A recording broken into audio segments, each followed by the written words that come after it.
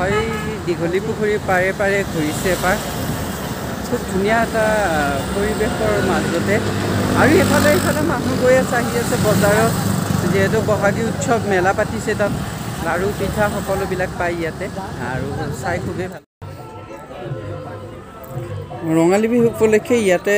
এই বজাৰসমূহ বহিছে আপোনালোকক সম্পূৰ্ণ দৃশ্য কিছুমান দেখালোৱে আৰু এইফালে আছে এইখন দোকান বাইহাটা চাৰিআলিৰ পৰা আহিছে নিজ হাতে বোৱা কাপোৰ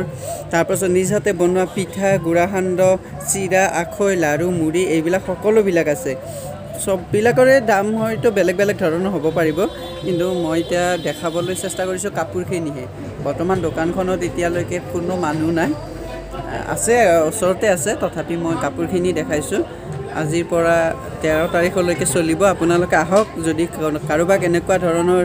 গিফ্টৰ কাৰণে কাপোৰ লগা হৈছে বিহুৱান দিবৰ কাৰণে লাড়ু পিঠা ঘৰত লাগে এইখিনি নিবৰ কাৰণে আহক ইয়াতে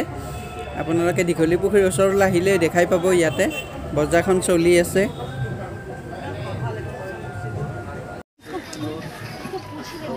বিহু উপলক্ষে গামোচা চোলা ওলাইছে এনেকৈ আমাৰ গাঁৱৰ পিনে আৰু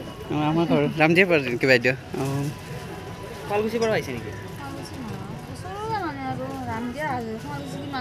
ডিফাৰেঞ্চ বেছি নাই